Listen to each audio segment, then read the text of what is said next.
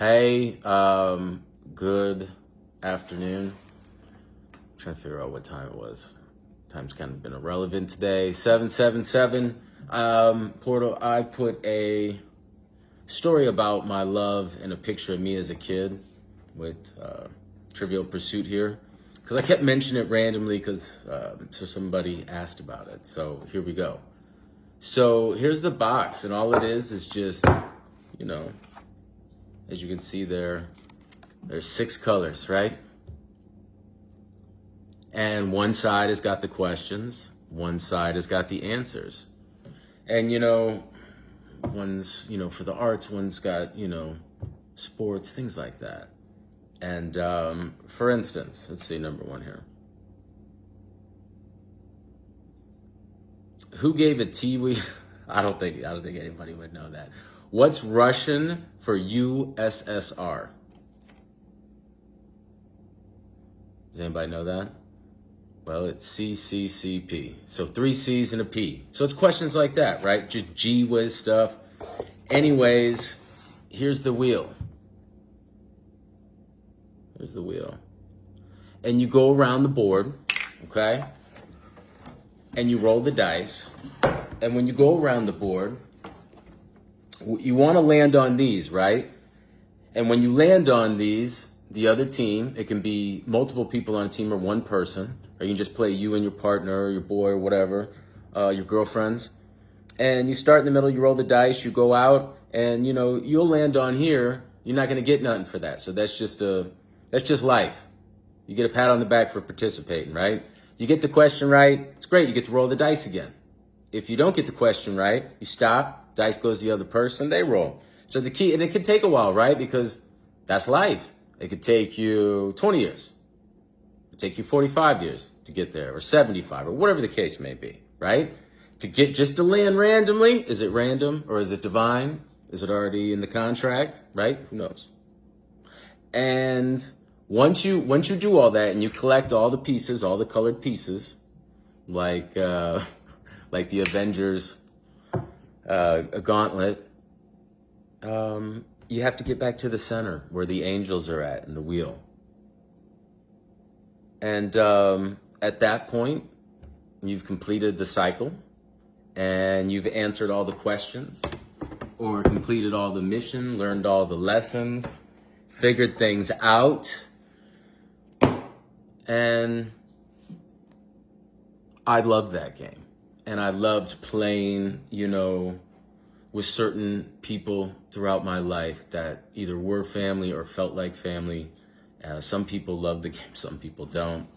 And I leave these yellow ones on my table where I eat because, I can pull them out and I put them in books. I have multiple bookmarks, and then at any time, maybe that day I pulled it out of that book and I was like, I haven't even looked at this question, and I'll look and I'll be like, oh.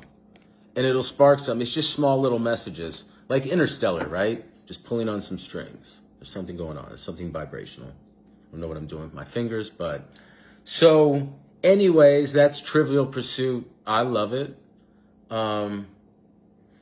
You could pick these up at Goodwill, okay? And cheap. And it's just good for you. It's good for the kids. It's good for everybody. And behind me here, I might as well just mention this. This is a Jackson Pollock painting. And I got this before all my hip surgeries. And I had 3 foot surgeries too, by the way. 3 foot surgeries and 3 hip surgeries. So, and a deviated septum surgery. Other than that, I never broke a bone. But anyway, so this is much bigger in real life. It's called Convergence. And it's actually up in Buffalo. Because in true Jim Carrey yes men fashion, I told myself after I got healed up from the first 2 hip replacements, I actually have a picture in my profiles when I took that, it was like a while ago, that I was going to go find wherever this painting was and I was going to go see it all healed up, And it's in Buffalo, New York, of all places. I haven't gone yet. I will go once I'm all healed up with this hip, because I told myself I would, and it's been over 2 years now, 2.5 years. So, I'm going to get up there, and I look at this every day, and I love this painting. He's got an interesting story too, Jackson Pollock. If you've never looked into him, he started something, and he's got a interesting history, colorful one, hidden one, childhood traumas like all of us, right? But I love his paintings, Convergence, Trivial Pursuit, and I know I'll get a question as Hopi sticker, and that's the Great Seal of the Navajo Nation. I told a story on my Instagram where I'm wearing a gray robe, and somebody asked me where that sun was above that. So I find them to be interesting, and you know, like Indiana Jones, I just want to travel the world and learn about all this stuff with integrity and put things in the museum, so to speak, that deserve to be in a museum, and, you know, fight the good fight. One of my favorite things in the Indiana Jones, where you could tell he was just like this person in perfect alignment, right? This intelligence, smart, dignity, you know, he had character, you know, didn't treat somebody bad just because they're having a bad day. You know, it's easy to be a character, right?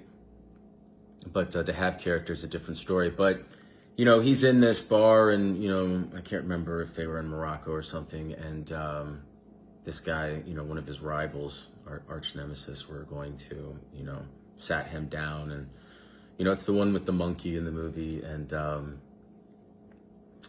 things looked really bad for him. And out of nowhere, without faith, just divine alignment, all these kids run in. Pile in when Indiana Jones looked like he was outnumbered and he was stuck, and that things weren't going to work out for him. And all those kids surrounded him with love, and Indy just smiled like, there you go. It always just kind of works out for me. It's interesting, Indiana Jones, me growing up in Indiana, you find out, in the last one, it's my favorite movie, is Indiana Jones. Indiana Jones and the Last Crusade, you find out that the dog was named Indiana. So if I ever get a dog again, I'm going to name it Indiana. But anyways, we covered a lot. I got into, you know, just all over the place. My mind works like that. One day I'll kind of break down my writings and bring out some of my early childhood writings. And they're not very good. I got better later in life, right? You know, you can see when I talk about my grandfather in the 6th grade when I was doing cursive, and I was really like, you know, focused on that, you know, because I detoured. I got out of that for a while as life happened for me. And but I always have those, and I do have some creative writings in college and stuff like that, and I look forward to sharing that too. And you know, if you're looking for a great movie, a great story about kind of all this to bring things into perspective of how my mind works, I love Finding Forrester. Sean Connery's in it. The movie's called Finding Forrester. Check it out.